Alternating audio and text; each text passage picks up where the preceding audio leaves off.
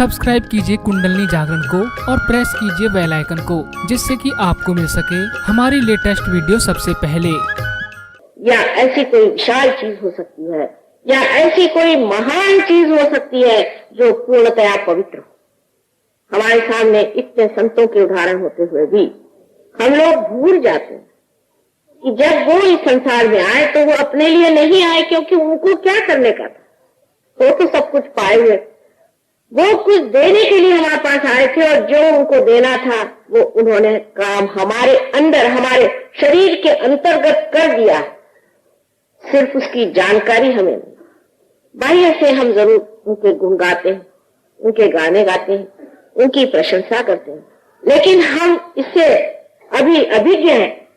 अभी तक हमने ये जाना ही नहीं कि वो स्वयं हमारे अंदर बसे हुए इस कार्य के लिए तत्पर है।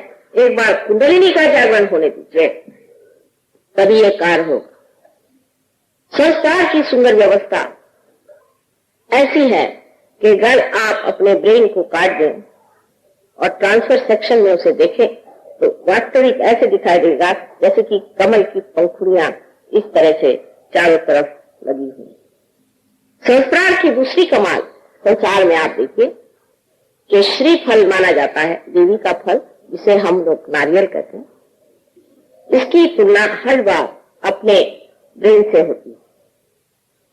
आपको आश्चर्य होगा कि ऋतंभरा प्रज्ञा ऐसी है कि आप नारियल के पेड़ के नीचे या हजारों पेड़ों के नीचे सो जाइए, आज तक कहीं भी ऐसी वारदात नहीं हुई कि नारियल का पेड़ किसी पशु पर या किसी मनुष्य पे गिरा। क्या आप इस कमाल से परिचित हैं? जब तक आप समुद्र के किनारे नहीं जाएंगे तब तक आप इस कमाल को नहीं देखेंगे। और समुद्र में भी एक कमाल देखिए कि नारियल के पेड़ जो समुद्र के किनारे में होते हैं, हालांकि इतनी जोर की हवा और बरसात और मानसून का थपेड़ा होते हुए भी सारे नारियल के पेड़ उस समुद्र के ओर झुक जाते हैं, क्योंकि वो हमारा गुरु तत्व है, क्योंकि वो हमारा गुरु है, इसलिए उसके आगे झुके रहते हैं, नतमस्तक रहते हैं। उनकी समझ सहज और नैसर्गिक है, नेचुरल है, और हमारी समझ अभी बहुत ऊंची होने के कारण इतनी नैसर्गिक नहीं रही। हम जरूरत से ज्यादा कुछ लंबे हो गए। अगर आप जरूरत से ज्यादा लंबे हो जाइएगा तो बहुत सी चीजें जो पाने की है कभी कभी खो जाती हैं, या अगर जरूरत से ज्यादा नाटे हो जाइए तो भी वो चीज खो ही जाती है। इसका मतलब यह है कि जब तक आप मध्य मार्ग में नहीं रहेंगे तब तक आपकी कुंडलिनी का जागरण बड़ा कठिन कार्य। लेकिन तो भी आजकल परमात्मा की कृपा इतनी जबरदस्त है, इतनी अनुकंपा उनकी बह रही है, मैं स्वयं आश्चर्य करती हूं कि हजारों लोग एक साथ पार हो जाते हैं। हालांकि इसके बारे में भृगु मुनि ने अपनी नारी ग्रंथ में लिखा था कि ऐसा होगा और सबकी बीमारियां अपने आप ठीक हो जाएगी, सबकी तकलीफें दूर हो जाएंगी और कुंडलिनी सहज में ही जागृत हो जाएगी। आप सोचिए कि इस देश में भृगु मुनि का इतिहास में कौन सा समय कहते हैं, लेकिन हजारों वर्ष पूर्व भृगु मुनि हो गए और उन्होंने भी कुंडलिनी के बारे में बताया था कि सहज में ही कुंडलिनी जागृत होगी। इसका मतलब वे जानते थे। लेकिन हम हमारे देश के जो लेखक हैं, हमारे देश के जो प्रवक्ते हैं, दृष्टा हैं, बड़े बड़े ऊंचे संत साधु हैं, इतने ही नहीं, यहाँ के जो अवतरण हो गए उनके बारे में कितना जानते हैं। आज ही किसी ने पूछा कि मां, शिवरात्रि में क्या महत्व है? क्या शिव जी का जन्म हुआ था? शिव जी का जन्म तो होता नहीं, क्योंकि जो सदाशिव है उनका जन्म होने का कोई मतलब ही नहीं लगता। लेकिन शिवरात्रि का अर्थ यह है कि ये महारात्रि, जिस वक्त सारा संसार परब्रह्म स्थिति में सो रहा, ये महारात्रि परब्रह्म सो रहा। जैसे हम सो जाते हैं तो हमारी सृष्टि सारी हमारे साथ सो जाती है, इसी प्रकार ये सारी सृष्टि सो गई। ये महारात्रि थी। और तब उसमें सदाशिव जब जागृत हुए, सदाशिव माने जो कभी भी नहीं बदलते, जो कभी इनकारनेट नहीं करते, जो सिर्फ एक साक्षी स्वरूप होकर के सारे संसार को देखते हैं, वो सदाशिव जब जागृत हुआ, तब उन्होंने अपनी शक्ति, जो आदिशक्ति, जिसे कि होली गोस्ट कहते, जिसे वेदों में ई कहा गया, जिसे अचीना कहते, इस शक्ति को अपने से अलग करके और कहा कि तुम सृष्टि की रचना करो।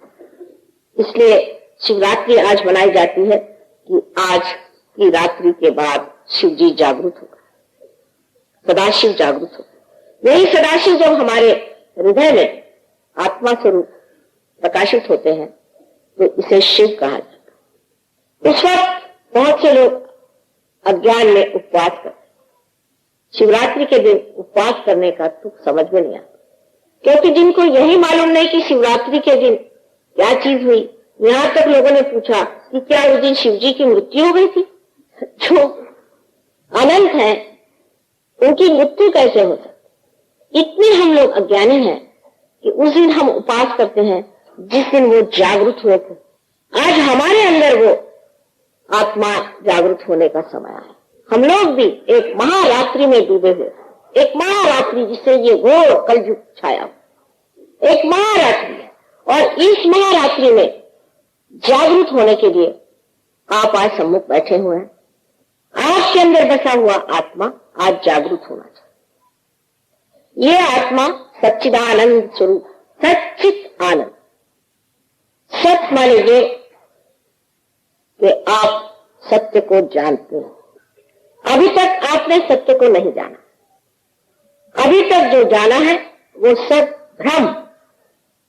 जैसे कि एक आदमी आपके सामने आकर खड़ा हो और आप उसे देखते ही सोचते हैं आप कितना अच्छा आदमी है। अगर उसने आपके सामने गिड़गिड़ाना शुरू कर दिया, साहब देखिए मैं इतना अच्छा आदमी हूँ, मैंने इतनी अच्छाई की और इस आदमी ने मेरे साथ इतना जुल्म किया, आप उस पर ढह पड़े। हो सकता है कि वो किसी जेल से छूटा हुआ चोर हो सकता है वो आपको लूटने के लिए आया हो या आपको मर्डर करने के लिए आया। आप जान नहीं सकते कि आदमी कौन है, क्योंकि आप सत्य को जानते हैं। सत्य को जानने का मतलब ये होता है कि आप उस चीज को जाने जो सब चीजों का सार और तत्व है। जैसे कि मनुष्य का सार और तत्व क्या, उसका सार और तत्व उसका आत्मा है। उस आत्मा को जानते ही आपका जो ज्ञान है वो अज्ञान सा लगता है और ज्ञान चीज आप अपनी नसों पर, अपने सेंट्रल नर्वस सिस्टम पे जानते हैं। जैसे कि एक साहब मेरे पास आए, मुझसे कहने लगे कि माँ मुझे अंजाना की बीमारी हो गई, मुझे ठीक कर। मैंने कहा अच्छा बैठिए आप। मैं जा रही थी, मैंने कहा अच्छा बैठिए। उनकी कुंडलिनी जागृत की, उनको बाहर दर्द सा उठा थोड़ा सा। उसका अच्छा ठीक हो गया, आप हम जा रहे हैं। कहा माँ क्या कर रहे हैं, मेरे तो अभी हार्ट अटैक आ गया। मैं कहा बेटी तुम ठीक हो गए, हम जा रहे हैं। उदास होकर बैठ गए। मैं मोटर में बैठी, फिर मैं निकल के आई। मैंने कहा कि देखिए मेरी बात आप सुनिए, अभी आप डॉक्टर को जा करके अपने एंजाइनोग्राफी लीजिए और उसके बाद आप विश्वास कर लीजिएगा कि मैंने जो कहा वो सुन। और वो डॉक्टर के पास गए। डॉक्टर ने कहा कमाल है, अरे भाई तुमको तो वाकई अंजाना था, वो हो क्या गया, तुम ठीक कैसे हो गए? सो आपका जो जानना है वो जानना क्योंकि डॉक्टर ने आपको बताया इसलिए जानना हुआ, और हमारा जानना इसलिए है कि आपकी जो वाइब्रेशंस है, आपको जो चैतन्य है, उसको हमारे आत्मा ने बता दिया। जब आत्मा बोलता है तब ये चैतन्य चलता है, ये ओंकार चलता है और ये आपको बताता है। कोई सी भी बात जिसके बारे में आपको जानना हो कि ये आदमी की तकलीफ क्या, जब आप योगी हो जाते हैं आप उसके और हाथ करिए, आपके उंगलियों के इशारे पे आप बता सकते हैं कि इस आदमी को क्या बीमारी। और जब वो बीमारी आपको पता है, अगर आप जानते हैं कि उस बीमारी के कारण से परे, जिसे कॉज एंड इफेक्ट कहते हैं, उससे परे आपको उठना अगर आ गया तो आपने उनकी बीमारी ठीक कर दी। और उससे परे उठाना बहुत ही आसान है, उसको कुंडलिनी पर डाल दीजिए। कुंडलिनी जो है ये कॉज इफेक्ट से परे है। अगर आपने उसको कुंडलिनी पर डालकर उसकी कुंडलिनी उठा दी, खत्म, काम खत्म, वो सब तबीयत ठीक हो गई उसकी।